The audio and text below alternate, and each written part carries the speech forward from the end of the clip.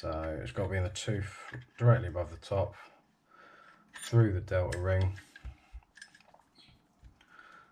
and then move the spring over, through the spring, and you can see it's passing through there nicely.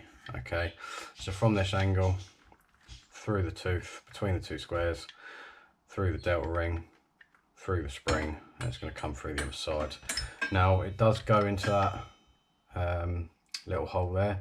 That's obviously where the screw is for the hop unit. So once it is over, okay, you should be able to place a cloth over it like I did before, just on the front sight post. Some little love taps, and that was absolutely no effort whatsoever.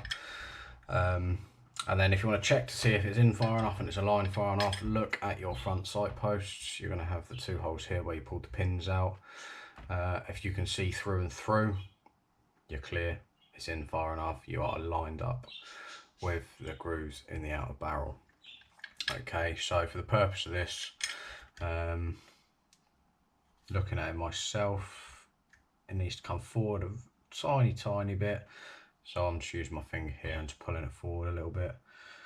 Now, looking down the holes, that's perfectly central. So what we're going to do is we're going to knock the pins in to secure that. So grab the pins back. Now, just remember the little notches on the pins, so they go last. Okay. To start it off, I get the pliers. It's got a nice flat surface, so I always use this. So I get it started that way. And so I like doing them opposites. Personally, you can knock them in both sides, you can do whatever you like, but personally I like doing the opposites.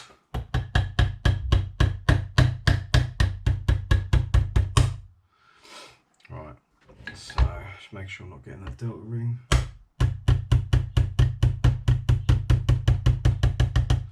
Right, once you're getting lower to the sides, if it's your gun it doesn't matter so much, but obviously I'm trying not to mark up customer's gun. So once it gets a little bit lower, I come back to obviously a punch if you've got one. And this is where I use an oversized one, because you're not now trying to punch it through. Okay, so an oversized one will stop you going through. So just keep an eye on the pin.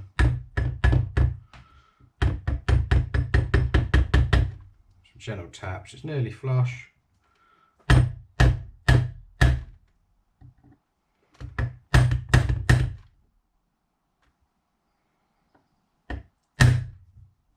There we go. So that one's now flush. And as you can see, some paint might chip off the pins, but that's pretty normal. But that's gone through and through. Now we're going on this one.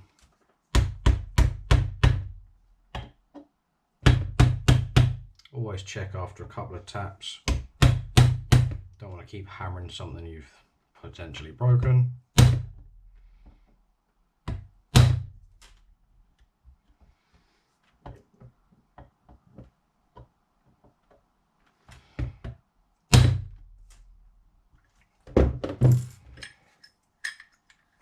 Lovely, through and through.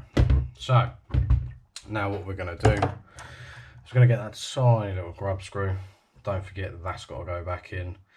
Personally, I'm not going to Loctite this one. There's not really any need for it. There was actually, yeah, we're Loctite anyway, just an absolute smidge.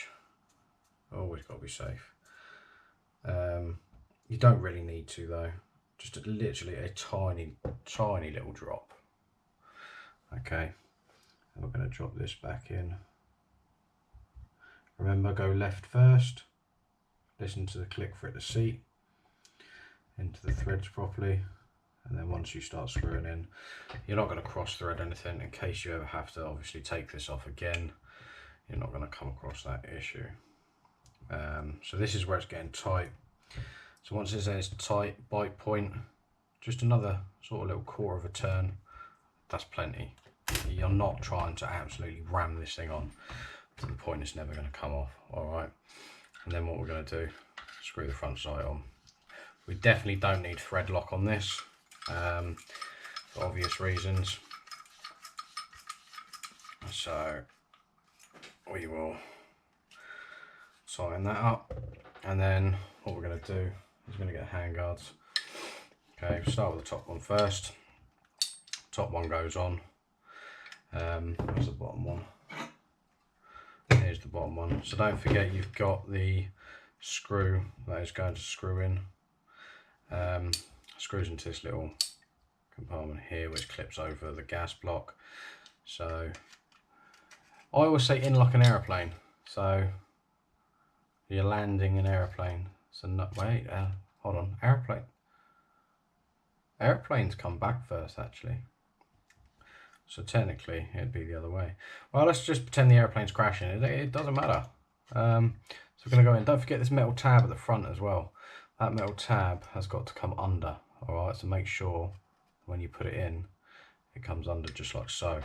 Then you're going to pull the delta ring back. Make sure it's lined up in the middle. I'll try and show you this on camera. But if you can see, that little clip that's going to sit over, that's what's going to hold it in place. Hoping you saw that. There it is, clipped on over the front, all lined up with the screw. Lovely jubbly. I will put an absolute smidge on this one again, just for precaution. At the end of the day, the customer does not want it coming off, although it shouldn't. And it's easy enough with a little dab. You're not going to do too much damage. It will come off, literally just a little bit.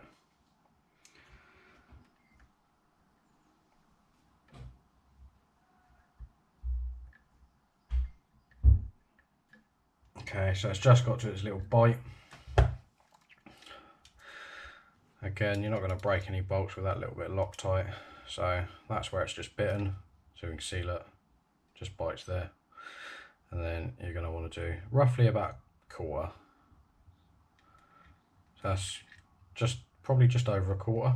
Okay, shouldn't need any more than that. And then we will put the bottom rail on.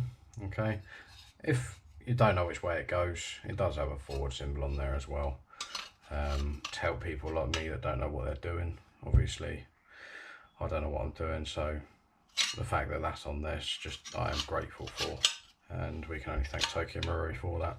Pull the delta ring back, push it back in, and that is it. Handguard is secure. Gun is absolutely solid, stable, no twists, no turns, absolutely lovely. Okay, we'll then put the bolt back in. Although it's a brand new bolt, but I don't know why, I always give stuff a clean. I don't like dust on anything.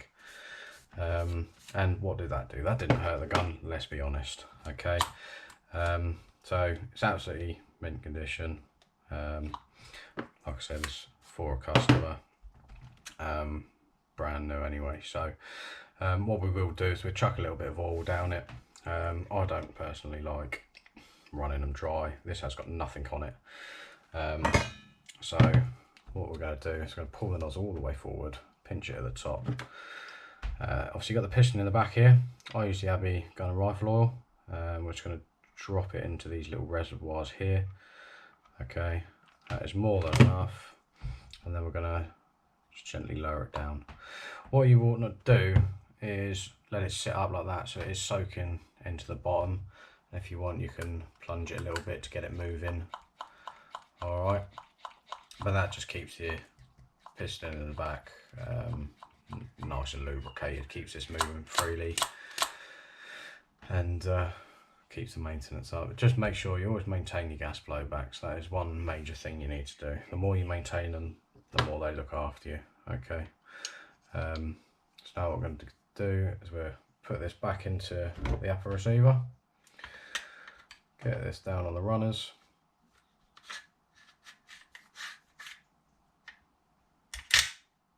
gentle push, lovely.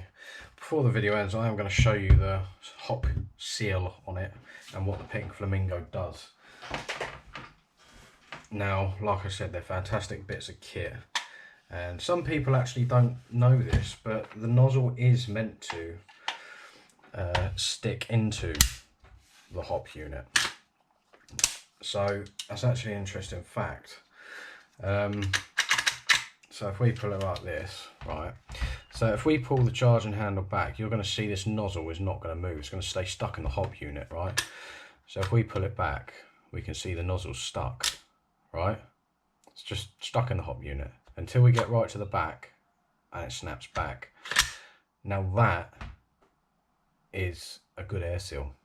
The fact that the nozzle is staying in for a nice amount of time means that you're going to get consistent FPS all the time, right? Obviously when gas runs out, gas will run out, but without chronoing this, without doing anything, I can, using a HPA adapter, okay, can safely say this, once it is set up on a HPA adapter, will be within a tolerance of 3 FPS just because of this air seal. I've done enough of these to chrono them and find out what the air seal's like. It's ridiculous. Okay, so it is a absolutely great air seal, and it's going to get you consistency all the time. You put a stronger nozzle spring in it, good, no problem. It is just going to ensure feeding. It'll probably snap back a little quicker. However, they shouldn't come back with that nozzle back already. They do need to stay in there for a little bit of time to make sure that the BB's left the barrel by the time it snaps back. So if you're questioning your gas blowback and your nozzle, whether it's a Glock, whether it's an AAP, whether it's this, that and the other, they should all have a little stick. It is only going to ensure your consistency in your FPS. So having that little snap back is good. If you pull it, I'm not sitting the bolt fully in, but if you pull it and it just comes with it, chances are you're going to have a little air seal leak, something like that. So if we do a full cycle, pull it back, look at how much that sticks in. That is lovely. Snaps back at the perfect time for the bolt to fully retract, and then come forward again and load the next round. So that is fantastic. So that is your Tokyo Marui MWS M4A1 little hop upgrade. Mark 18s and anything like that, use your eyes. They're just different rails, they come off differently, but essentially it's the same thing. These MWSs are so lovely. I don't regret the day I got one, to be fair. So if you're looking for a gas blowback platform, get an MWS, don't look back, and it'll be the best decision you've ever made. And certainly look into this little hop upgrade. They are absolutely fantastic. This will lift a 0.36 with no problem. I've had mine running on 0.4s with this exact upgrade, and it is absolutely lovely. There's no question about it. These guns are just absolutely lovely. Okay, thank you very much. I'll see you in the next video.